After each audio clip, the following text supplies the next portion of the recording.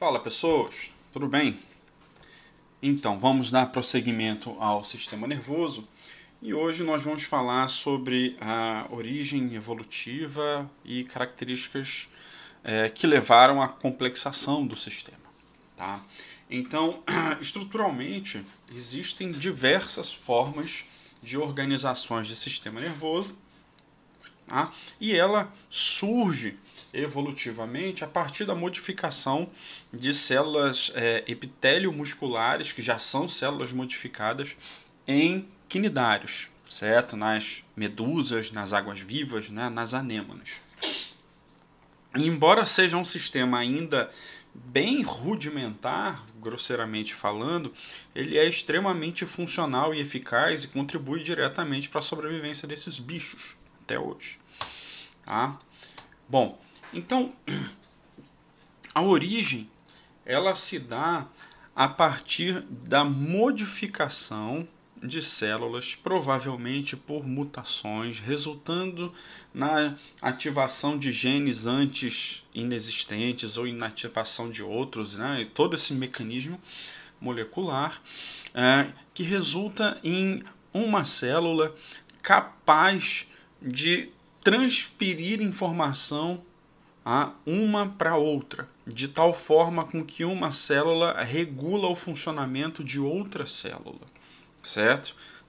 O conjunto e de certa forma essa regulação ela resulta numa vantagem, porque como a estrutura original ela está localizada na superfície do corpo do animal, na porção mais externa, associada ao ambiente, essa célula ela detecta a informação do ambiente e, através de eventos celulares e bioquímicos, ela transmite informação para outras células, regulando algum padrão de atividade. Então, lembra que na fala de ontem, o sistema nervoso ele representa um mecanismo em que você tem a captação da informação do ambiente, a informação sensorial, a interpretação nos centros integradores e a efetivação de uma resposta resultante a essa interpretação. Então, apesar de rudimentar, esse sistema ele começa aqui. Tá? Então, essas células modificadas, ao longo do mecanismo de seleção resultante, resultou na formação das redes de neurônios, que seriam neurônios bipolares.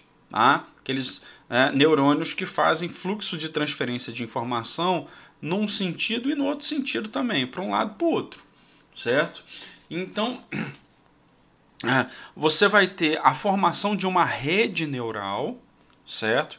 Essa rede neural, ela recobre todo o corpo e a sinalização ela é transferida de uma célula para outra. Como esses animais não têm cabeça, não têm o processo de cefalização, você vai ter a formação de uma rede sem um centro de integração. Sem um sistema nervoso central, digamos assim. E essa informação transmitida de uma célula para outra, que auxilia na regulação do funcionamento do corpo, ela vai fazer o que a gente conhece como sendo a sinapse elétrica, que é aquela sinapse não modulada, né, que vai direto transmitindo informação de acordo com a estimulação que ela está sofrendo, que ela está recebendo. Então, apesar desse sistema de sinapse en passant ela ser um mecanismo mais simples,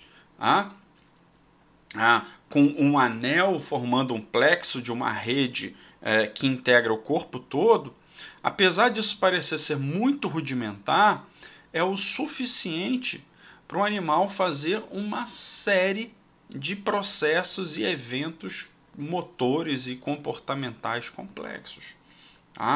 Então, aqui a gente tem uma sequência de imagens em que você tem uma anêmona, que ela está fixada num substrato. Na hora que esse substrato, na hora que os tentáculos encontram uma concha de um gastrópodo, ela, como que encontra? É o acaso, né? Na hora que encontra, sente a superfície, então olha a informação sensorial, isso vai permitir o direcionamento do corpo à informação motora. Os tentáculos vão aderir na estrutura da anêmona, os tentáculos da anêmona vão aderir na superfície da concha. O pé vai ser liberado do substrato, o corpo vai impulsionar, dando uma cambalhota literalmente, e na hora em que ela dá essa cambalhota, ela tem que soltar o tentáculo e grudar o pé na concha para ela ficar ali. Então, olha a quantidade de eventos que estão acontecendo, e esses eventos constantemente precisam estar regulados com informação sensorial e indução de resposta. Informação sensorial e resposta motora. Então, apesar do sistema ser radial, sem um centro macro de processamento, isso é bastante funcional já. Bom, a partir dos plateumintos, né, como as planárias, os esquistossomas, as tênias, você vai ter o desenvolvimento e o surgimento da cabeça, né, através do fenômeno de cefalização. O processo de cefalização ele resulta em uma série de vantagens evolutivas. A principal vantagem evolutiva com relação ao que a gente está discutindo é que a partir deste momento você vai ter um centro de integração das informações, um centro de processamento, que vai ser o que a gente vai chamar de gânglios nervosos. Então é muito comum a gente ler gânglios cerebroide, gânglios cerebrais. E como o corpo ele passa a ter cabeça, você passa a ter um padrão de simetria corporal que é uma simetria bilateral. Então quase tudo que tem de um lado tem do outro lado. Então, ao invés do cara ter um gânglio cerebral só, ele vai ter dois. É igual no nosso caso, embora a gente diga que a gente tem um cérebro, esse um cérebro ele é dividido em dois hemisférios, dois lados.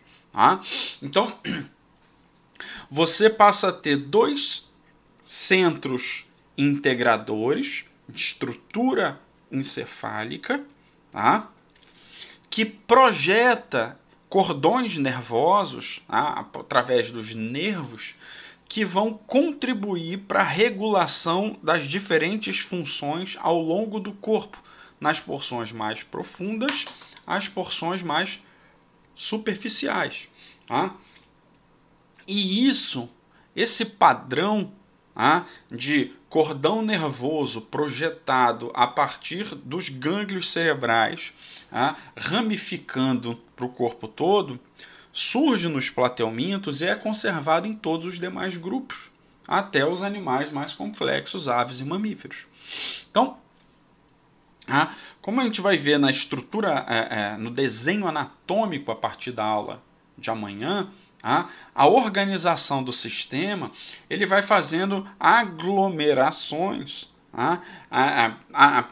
aproximações de estruturas que vão fazer com que os prolongamentos, os axônios, formem redes agrupadas que vão formar os fascículos, que por sua vez vão se agrupar formando os nervos. As populações dos neurônios vão se dividir em funções, em organizações de atividades, que são os núcleos e os tratos. Então, toda a estruturação do sistema nervoso, da forma com que a gente conhece, ele surge a partir deste grupo de animais, os plateumintos, que por mecanismos de consequência do processo de cefalização, resultaram na formação de um sistema central, um sistema de integração de informações. Lembra, no grupo anterior, eu só tinha captura de informação, a informação de entrada sensorial e a resposta sendo conduzida. O sistema de processamento ele estava à parte, ausente. Então, a cefalização, que a gente só não encontra nos quinidários, né, que são animais sem cabeça, tá? Ela vai favorecer o processo de organização de um sistema nervoso centralizado, que inclusive vai agrupar, concentrar a maior parte dos órgãos sensoriais, certo? Lembra, nós temos órgãos sensoriais no corpo inteiro praticamente, salvo um ou outro órgão, mas via de regra nós temos informações sensoriais externas e internas, tá? Mas a maior parte delas, tá, estão localizadas aonde? Na cabeça, onde a distância para conduzir a informação sensorial ao cérebro é mais curta, tá? Bom, embora os equinodermos, como a estrela do mar, ela não tenha cabeça, né? São animais que têm simetria radial, como eles vêm de uma linhagem evolutiva de animais já cefalizados, o sistema nervoso deles, apesar, né, de não terem cabeça, é um sistema que forma um anel com um sistema de integração central, certo? Tá? Então, equinodermos não têm, são os últimos invertebrados, digamos assim, tá? Não tem cabeça, certo? Mas o sistema nervoso deles tem um centro integrador, tá? Um anel integrador, tá? Que vai ser uma forma de realinhamento do que seria equivalente aos gânglios cerebroides, ao sistema nervoso nosso, central. Tá? E uma coisa que é muito importante a gente levar em consideração é que não existe uma relação, tá, entre a complexidade do organismo e o número de neurônios do organismo. Tá? Ter mais neurônios não quer dizer que o indivíduo ele é mais complexo, que ele é mais inteligente, que ele é mais capaz, que ele é mais elaborado ou algo nesse sentido. Tá? Não existe essa relação. Lembra que eu já mencionei, inclusive na aula anterior, que homens e mulheres têm uma diferença na contagem de neurônios. Homens têm um percentual um pouco maior de neurônios que mulheres, mas ambos os sexos se equivalem em todos os aspectos neurais, tá? Sejam em habilidades, em intelecto ou no que for. Bom, e o que a gente vê aqui é como que esse sistema ele evoluiu a partir do sistema de rede, onde o sistema nervoso é um sistema difuso, sem um centro integrador nos quinidários. Tá? Mas a partir do momento em que você tem um mecanismo de cefalização, lembra, a cefalização ela é um fenômeno com uma série de consequências. Uma das consequências é a reorganização e o realinhamento do desenvolvimento do sistema nervoso. E esse desenvolvimento do sistema nervoso forma os gânglios centrais e os cordões nervosos, que é grosseiramente o equivalente nosso ao que a gente tem dentro da caixa craniana, né? Em maior parte, o encéfalo, e a projeção da medula espinhal, que são equivalentes aos cordões nervosos. Para quê? Para que hajam projeções para todo o corpo que permitam você receber informações sensoriais, processar essas informações e levar respostas efetoras, motoras e por aí vai indo. E a partir desse grupo, você tem que a estrutura ela é conservada, tá? Seja em anelídeos, tá? Como a minhoca, como a sanguessuga. Então notem que você tem um centro, o cordão olha com gânglios intermediários. Tá? Nos artrópodos você vai ter esse padrão de organização também nesse mesmo sentido. Então você vai ter um encéfalo com projeções de estruturas associadas aos nervos, como o nervo óptico, com processamento de informação a ser recebida a partir dos órgãos sensoriais, das antenas, da superfície do corpo, a projeção de gânglios nervosos ao longo do corpo inteiro. A mesma coisa você vai encontrar em moluscos. então, que são animais que proporcionalmente têm um encéfalo, um cérebro bem desenvolvido e que permite com que eles façam um grande processamento de informações e de interpretações. Tá?